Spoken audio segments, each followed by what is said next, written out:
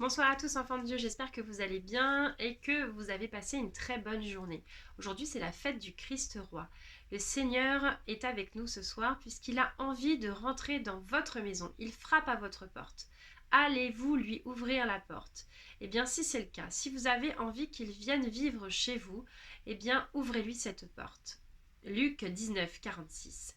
Ma maison sera une maison de prière. Si vous avez envie que votre maison devienne une maison de prière, vous pouvez dans un premier temps créer un petit coin de prière. Pour cela, il faut trouver le lieu le plus propice, un lieu chaleureux, accueillant, un lieu qui pourrait être vu de tous et accessible à tous. De telle sorte, vous pourriez prier avec votre mari, votre épouse, vos enfants, votre famille, vos amis, tous ceux qui vous rendent visite.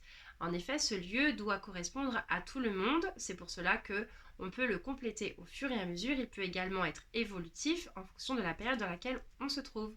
Bientôt, nous serons à Noël. Et à Noël, nous pouvons en fait mettre des décorations de Noël avec du sapin, avec des guirlandes, mais aussi avec la crèche, par exemple, le bébé Jésus. Eh bien, n'hésitez pas à le faire modifier au fil du temps.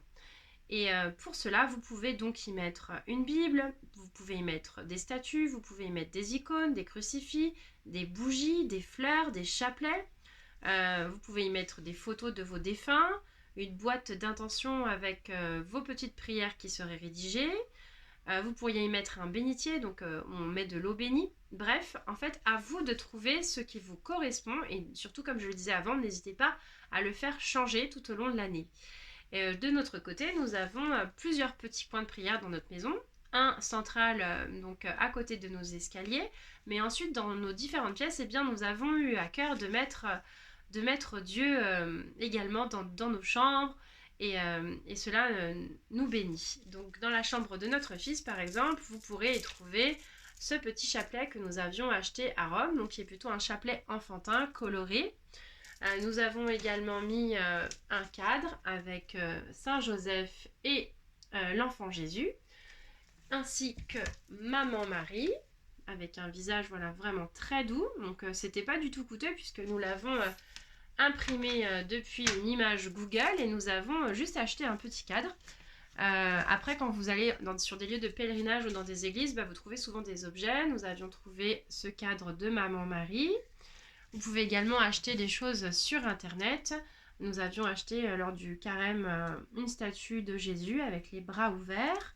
Le jour de notre mariage, nous avions nos mamans qui nous avaient offert une Bible qui donc a été bénie le jour de notre mariage.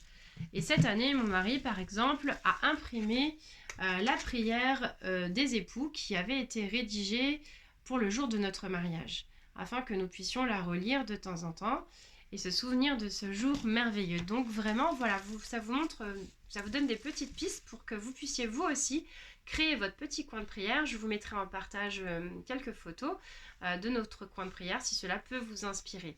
Donc n'hésitez pas à le faire et je suis certaine que cela portera beaucoup de fruits. Dans un deuxième temps, je voulais vous parler de la possibilité de faire bénir votre maison. Peut-être que vous ne le savez pas, peut-être que vous n'avez jamais entendu ça, mais vous pouvez vous adresser au prêtre de votre paroisse et sachez qu'il pourrait donc venir chez vous, prier avec vous et prier pour que votre maison soit bénie. C'est-à-dire que seul Dieu règne dans votre maison et que tout ce qui ne soit pas de Dieu soit chassé au nom de Jésus.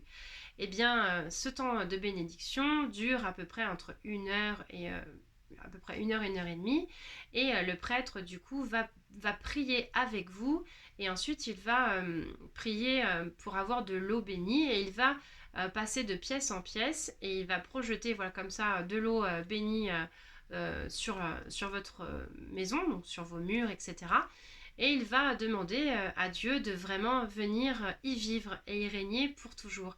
Alors peut-être que parfois certains se sentent oppressés à la maison, peut-être qu'ils ont de nombreuses crises d'angoisse, peut-être qu'ils font des cauchemars à répétition, peut-être que vous avez des insomnies, peut-être que vous vous sentez pas bien dans votre maison. Eh bien il y a peut-être une raison spirituelle à cela.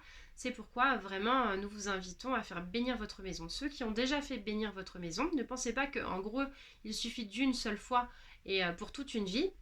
Sachez que nous avions fait bénir notre maison il y a environ 6 ans et lors de la fête de la Toussaint, eh bien, nous avons décidé de refaire bénir notre maison une deuxième fois. Donc ce n'est pas interdit, donc 6 ans plus tard par exemple, de refaire bénir sa maison. Si vous en ressentez l'envie ou le besoin, n'hésitez pas voilà, à demander à votre prêtre de revenir.